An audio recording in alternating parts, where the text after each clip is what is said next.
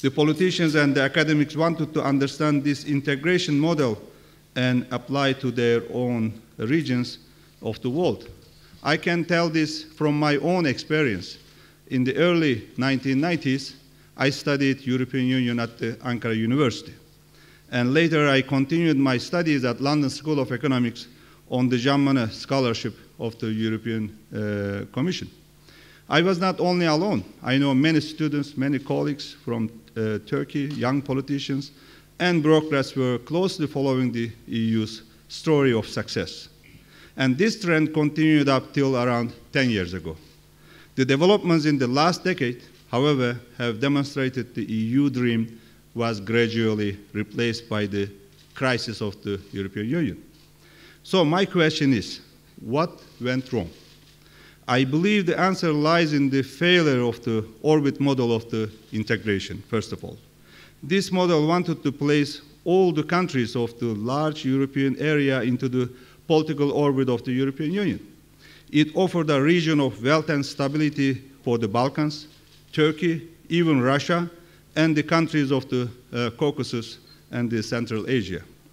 Different tools have been used to achieve this objective, including the full membership and partnership mechanisms. All these instruments have one feature in common. They have been based on the EU acquis, principles, and the values. This model believed the main reasons of the European Union's success were its mechanisms, structures, and values. It disregarded the whole of the specific circumstances following the Second World War. These circumstances included the need to rebuild Europe, the sincere wish for peace, and the ideological unity in opposing communism. All these factors contributed to the success of the European Union by creating the right environment. It will be easy to believe that the miracle can happen again, but it doesn't work, and it doesn't. The conditions are not the same today. We cannot repeat the same recipes which were successful in the past. What we need to do is to build a new approach based on respect, trust, and cooperation. Ladies and gentlemen, dear friends, this new approach requires, first and foremost, increasing normative power of the European Union. For years, the EU was able to represent itself as the defender of liberal democracy and human rights. Thanks to this image, Brussels multiplied its international influence. However, in recent years, the EU lost its credibility. On the one hand, it couldn't properly respond to the regional crisis. From Ukraine to Syria and Iraq, the EU couldn't meet the expectations. Take the issue of irregular migration, for example. Until the Turkey-EU deal in March, this problem was mostly treated as a security issue. At such a critical moment, the EU lacked a strategic vision and, unfortunately, leadership. Instead of developing a unified policy, individual countries decided to build fences to stop the irregular crossings.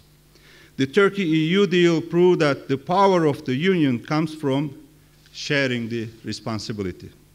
This is how we managed to cut down the number of irregular migrants or irregular crossings by almost 90% in a couple of months.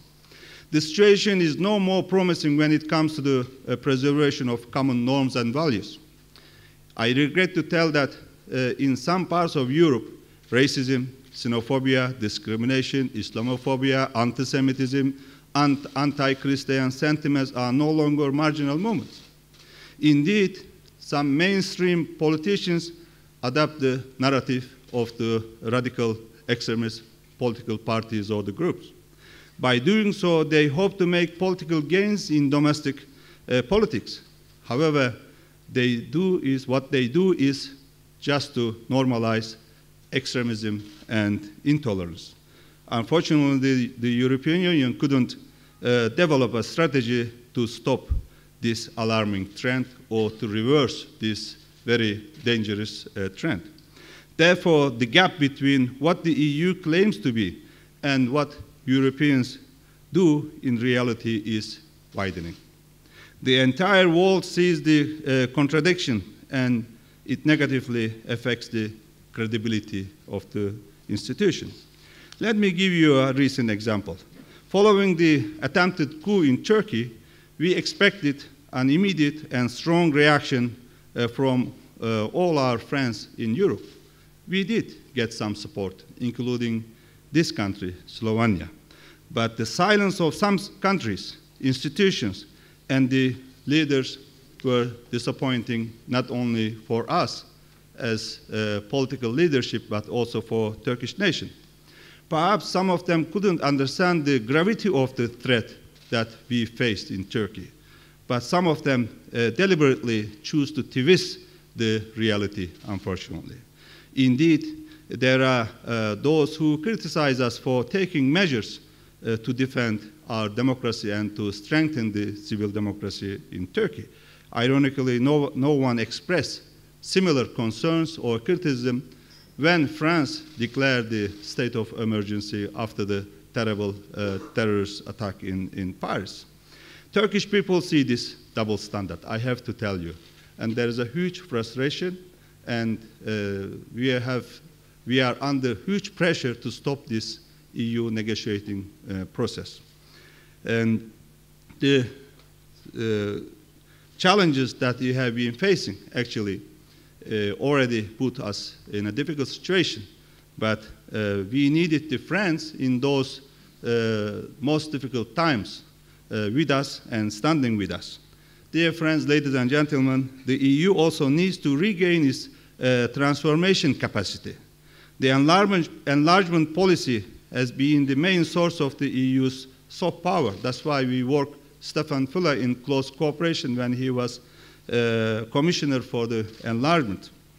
And the most recent and successful example was the EU's role in the transition of the Central and Eastern European countries. The EU membership was an important leverage to undertake very costly reforms. Turkey has also benefited from this perspective. Our EU accession process has been instrumental in improving the Turkish democracy and economy, particularly in the last 15 years. But the EU itself turned anti-enlargement. It has been argued that enlargement brought a heavy burden on the European Union. This wrong assessment took away the most valuable asset in the possession of the European Union. And one thing is very clear. If the EU wants to be an influential actor in global arena, it needs to keep its door wide open. I don't mean that full membership, wide open to Eastern neighborhoods, wide open to the Central Asia, and also to the southern part of the Mediterranean through different type of engagements and also leverages. And short-term political calculations unfortunately couldn't let the European Union to engage in the neighborhood either. And different from 2 decades ago, there are new regional and global powers. We have to admit this as well. And EU needs to change its perceptions of Europe and the current state of world affairs, therefore. They offer different models of economic and social development, and these new powers have different interests and expectations. Even in Europe, there are several centers of power. I know that EU was founded on the balance of power. I mean, on balance of power between Germany and France. But we have to see the reality is that there is a shift in balance of the power, not only in Europe, but also in the world. And their political agendas and national interests are rarely the same. I mean, the regional and global powers. This change is irreversible. We cannot stop this. The European leaders need to see each other and third countries as equals and develop a completely new format of dialogue. At this age, no one wants to hear lecturing. Yes, commitments, yes, standards, but nobody is first class, nobody is second class. Therefore, nobody wants to hear lecturing. And if certain policies are imposed unilaterally without any respect to differences, then it will only create divisions. Can we say that all the EU member states reach the same standards within or European Union standards? We all know that no. The answer is no. Therefore, even in the EU, nobody is equal with regards to the common standards or values. Therefore, what I argue for is return of the real statesmanship and diplomacy based on these new realities. This is how the EU can give a spin to ongoing changes in the geopolitical configuration. Secondly, the EU needs to change its present mindset about how the EU is functioning, how the EU's institutions are functioning. And the leaders and the bureaucrats need to be more constructive and creative in the face of new developments. The so-called accession negotiation is a very telling story. And in fact, there has never been any real negotiating. The candidates are simply supposed to accept the acquis communautaire. Let me give you an example from the recent visa liberalization talks we are having with the European Union. The EU asked us to meet a number of benchmarks. One of them is about the definition of the terrorism, even though there is no internationally accepted definition of the terrorism today, not even in Europe. This is just one benchmark out of 72 inserted in the visa liberalization roadmap 3 years ago, at least with us 3 years ago. And it is today outdated. It doesn't reflect today's realities. We didn't have Daesh 3 years ago, for instance. We didn't have al-Nusra 3 years ago. We were not facing with different terrorist organizations. We didn't have, for instance, FETÖ terrorist organization who is responsible for the attempted coup in Turkey. So Turkey is facing a serious threat. Turkey is first and foremost target for many terrorist organizations at the same time. Therefore, today, this is not reflecting the realities. However, this benchmark stalls the visa liberalization talks. It even reached the implementation of our deal against irregular migration. But so far, we couldn't able to convince our European partners.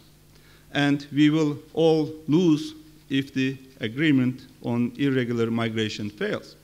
And now I would like to ask you, is this a negotiation? And EU also pledged 3 million, I also mentioned the bureaucracy, 3 million euros to the Syrian refugees, those vulnerable people living in Turkey. But so far, EU has been able to transfer only $179 million. Why? Because of the bureaucracy. I understand the procedures, but these procedures are for normal situations. But we have been facing the extraordinary situations. On the one hand, we don't want migratory flows from Turkey or from region to Europe. On the other hand, we are too slow to meet their demands where they live right now. So we became the victim of the bureaucratic machine, and we need to be capable to find solutions when we have extraordinary situation as well. Ladies and gentlemen, leaders, policies, institutions, and the priorities, challenges, and the opportunities, these can all change, but certain things are constant: history and geography. We have no choice other than living in this geography side by side. We can make this destiny mutually beneficial through sincere cooperation. Our neighborhood is faced with multiple crises. So this is not the time to shy away from the responsibilities. On the contrary, at present, we need an efficient, dynamic, and courageous Europe more than ever. The EU can still be the engine of the Europe and an influential global actor, but it should be inclusive, multicultural, and multi-religious. The EU cannot be pioneer of the liberal values while millions of the others face discrimination in the middle of Western Europe. The EU cannot defend humanitarian values while hundreds of thousands of migrants are left unprotected on the other sides of the borders. The EU cannot convince others to fight against terrorism while leaders of the terrorist organizations are welcomed by the EU institutions and campaigning of the terrorist organizations allowed in main European countries, main European cities, capitals. This is poor double standard, and unfortunately, through this understanding, we cannot defeat the terrorist organization. There is no good, no bad terrorist organization, terrorists. All of them are bad, and all of them has to be fought and defeated, including their ideology. Brussels also need to listen carefully to the other regional and global actors and understand their interests and concerns. It needs to move from a one power center mentality to a multi-power reality. In order to achieve all this, the EU leaders and bureaucrats need to change their attitudes and their way of thinking. Turkey is ready to contribute, but we need to see the same determination from Brussels. What we can find solutions to all problems and the challenges only if we genuinely respect and try to understand each other. Now you can ask me why I have been underlining the current problems and the failures. I didn't mention all of them. Can we say that the EU's Euronest policy is successful? No. Neighborhood policy? No. Security policy? No. Integration policy? No. And migration policy? Unfortunately, no. So what the hell Turkey is interested? Why Turkey is interested to be a member of this organization? This is our continent, first of all, and I believe that despite all these problems, Europe is the most stable, most developed, and the most democratic continent. And EU and the Council of Europe are the most democratic institutions and uniting us around the common values. Therefore, we can face the challenges all together, and we can actually meet the demands of our societies all together without any discrimination. Looking forward to answer your questions. Thank you very much.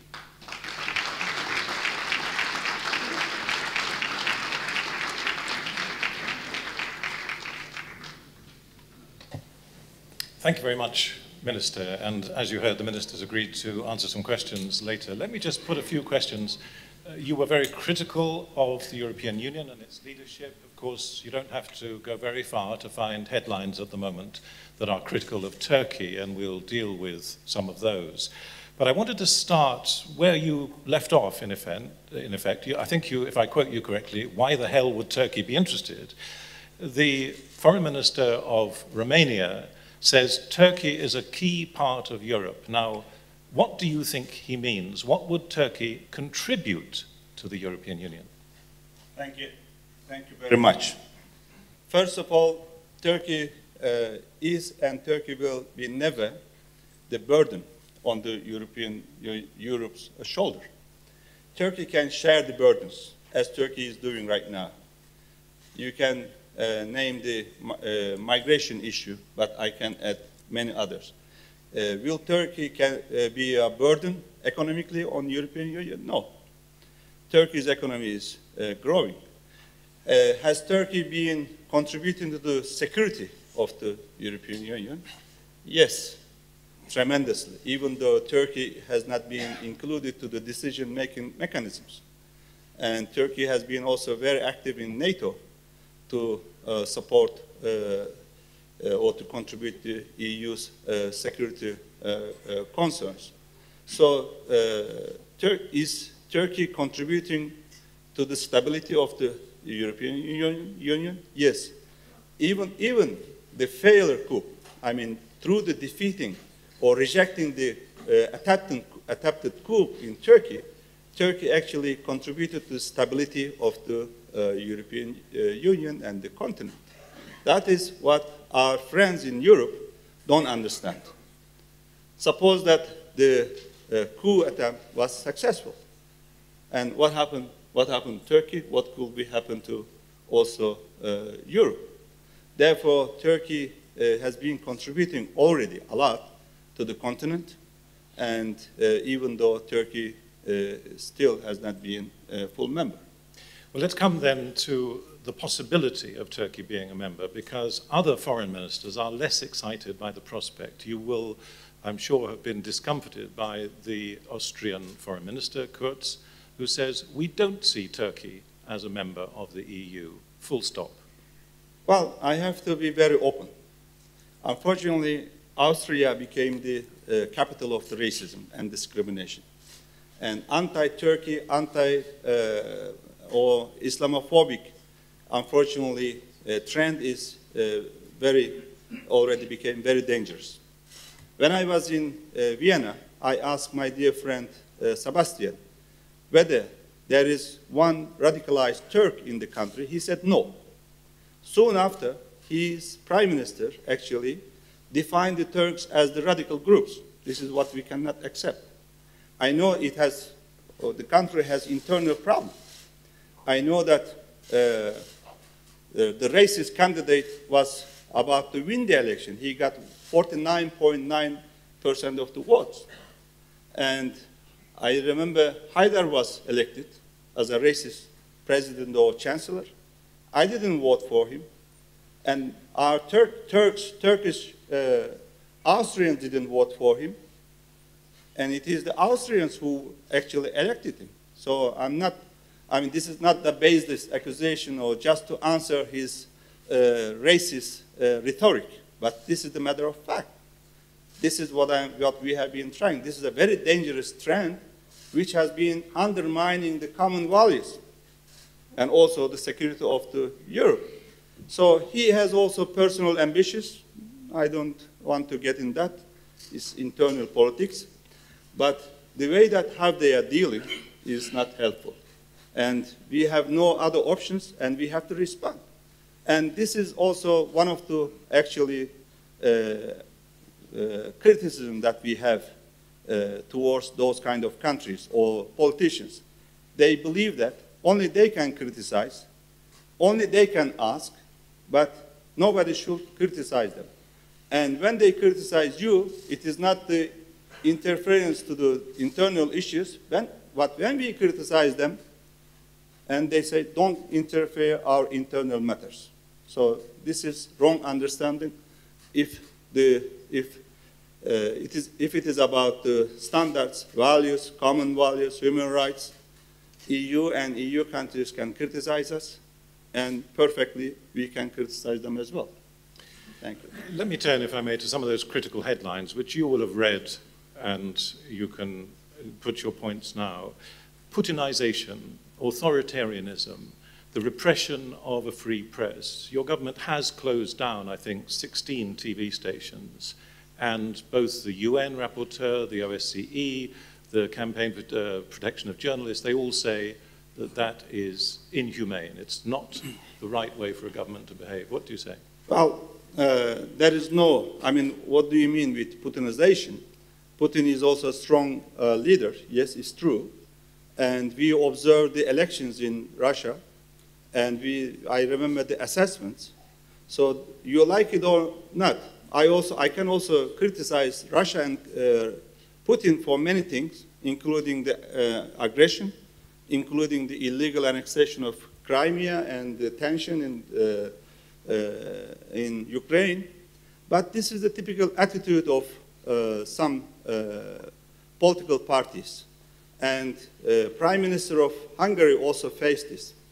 Whenever there is a strong leadership, strong governments, and always the same strategy, same tactic. Human rights issue, yes, dictatorship. Özal was also criticized as dictator when he was very strong. Now everybody appreciates his role.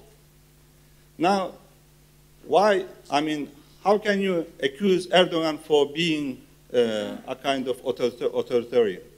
Has he been violating the laws, constitution? No.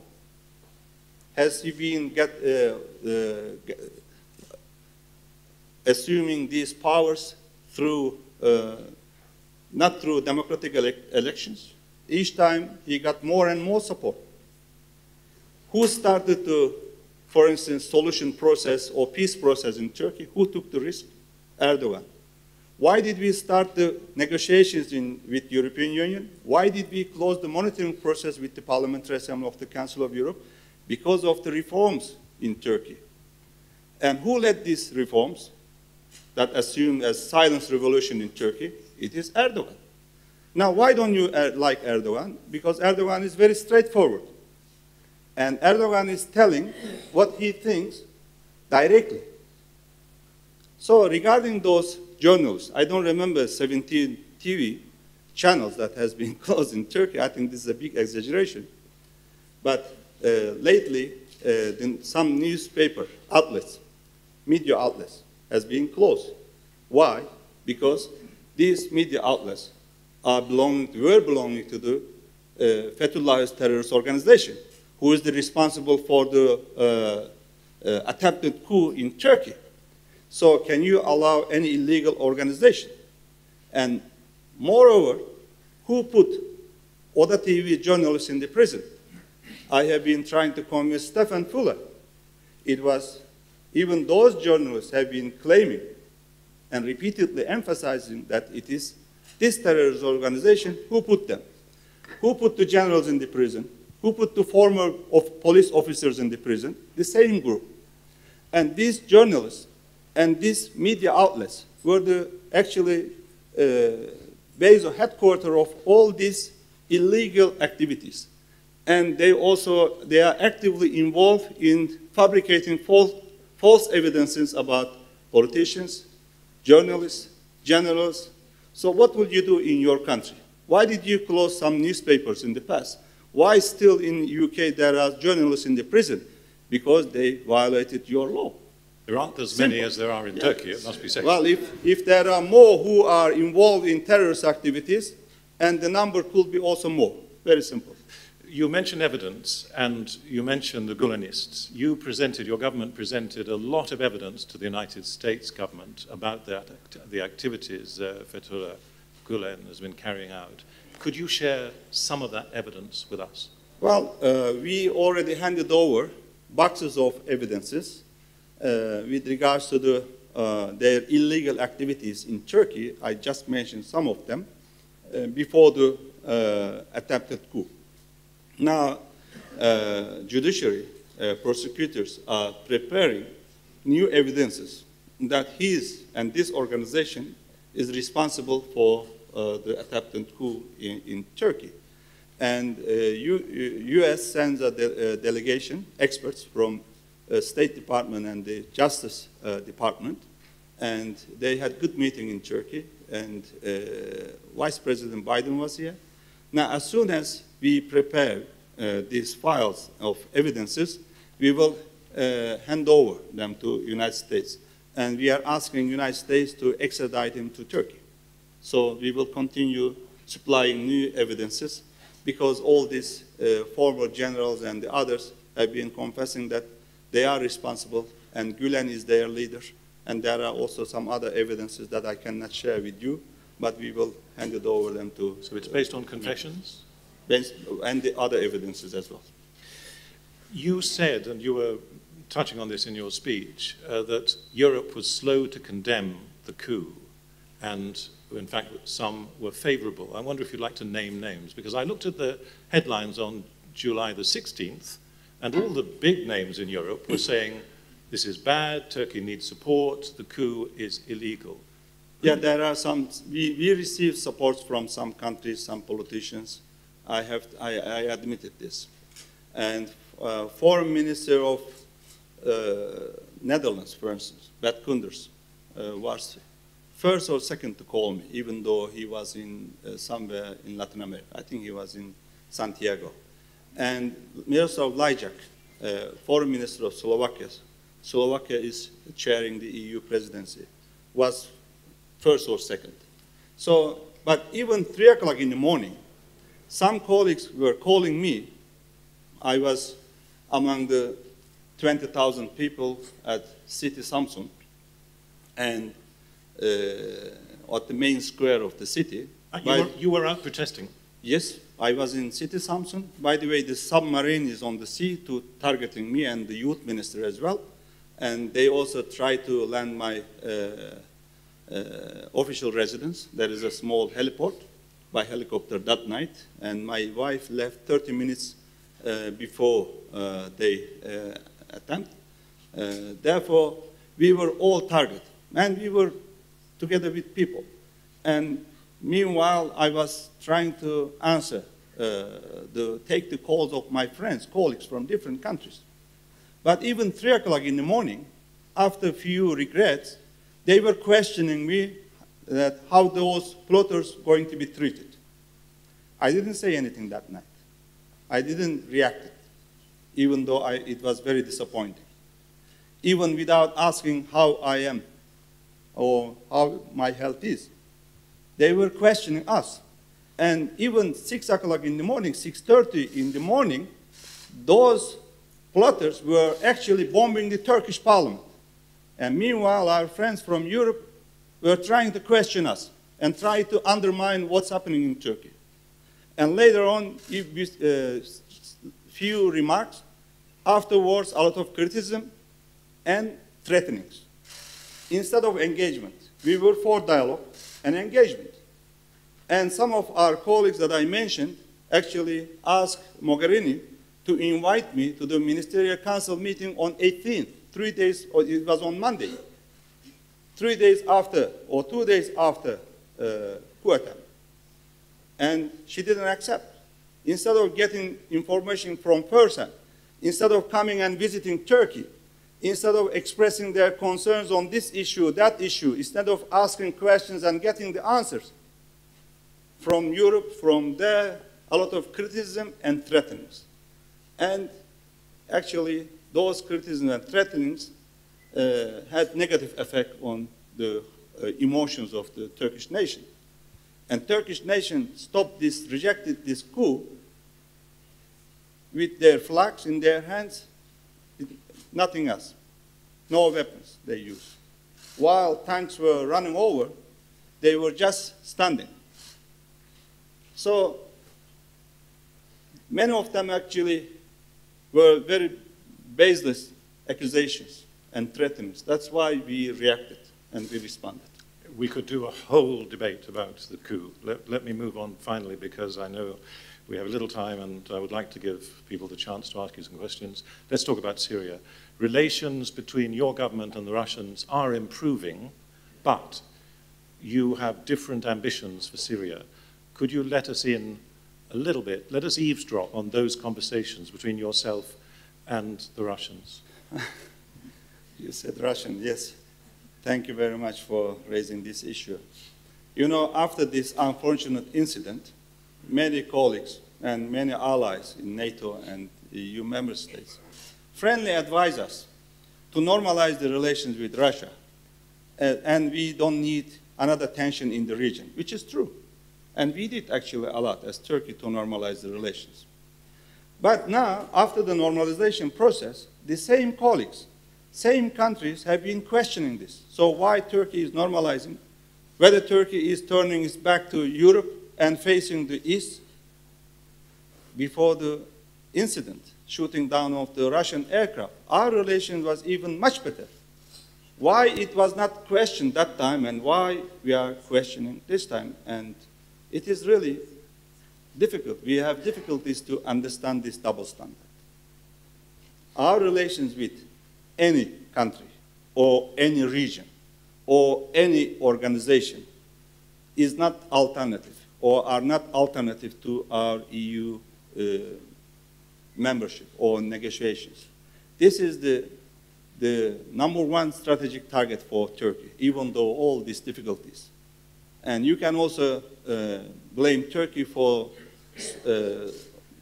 not speeding up the reforms or not actually fast enough for any reason, no problem. Any constructive criticism is more than welcome. But we don't see our relations with others as an alternative to our relations to the West, to United States. If I could... So we had different positions on Syria, on Crimea, on all these issues that I mentioned before, and still we have different positions. But in Syria, since we have better dialogue right now, and we can overcome some of the issues. And we agree with everybody that we want the political solution. Political solution is the best one. And secondly, the next administration, including the interim one in Syria, must be inclusive, non-sectarianism. Including Bashar al-Assad? Inclusive. This inclusive doesn't mean only one person, but even the supporters of Assad. And we all agree that we should support or we should be for territorial integrity of the country. And the best solution is the political solution, inclusive, sectarian, and secular country. So we still disagree on Assad. It is not personal. This issue is not between Turkey and Assad.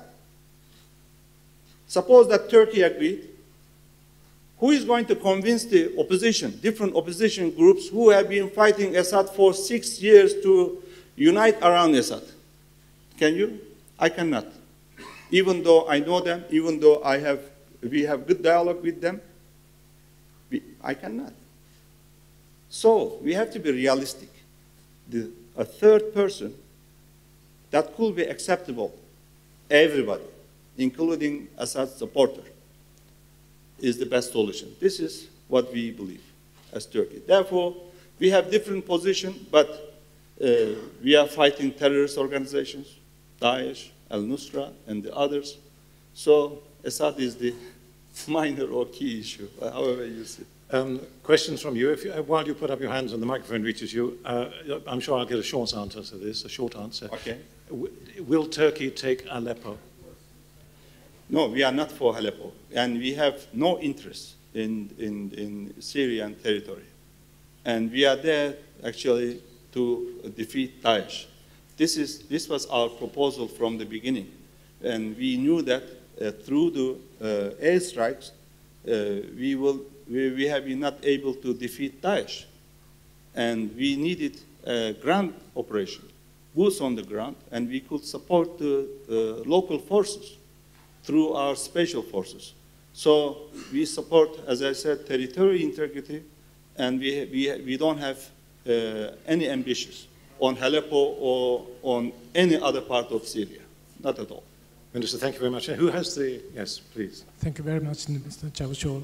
First, I express my deepest condolences for the victims of the failed FETÖ coup, as well as PKK and Daesh attacks. In 2006, when I met the former foreign minister, Mr. Abdullah Gül, he told me the most important value of Turkey's full membership in the European Union is the only Muslim country in Europe. In your opinion, why the European Union member states and their societies still now don't understand this value? Thank you very much. Well, nothing has changed in our part. And Turkey is a secular country. Some of our friends are defining us as a religious or moderate Islam. We are strongly against it. We are conservative Democrats. And we are against using, for instance, religion in politics. And we are very effective to kill the ideology of Daesh. They cannot represent Islam. Islam means peace. Therefore, nothing has changed in our side. Nothing has changed. And Erdogan is the same person. And Turkey is the same country. same government, same party in the power. There is no shift.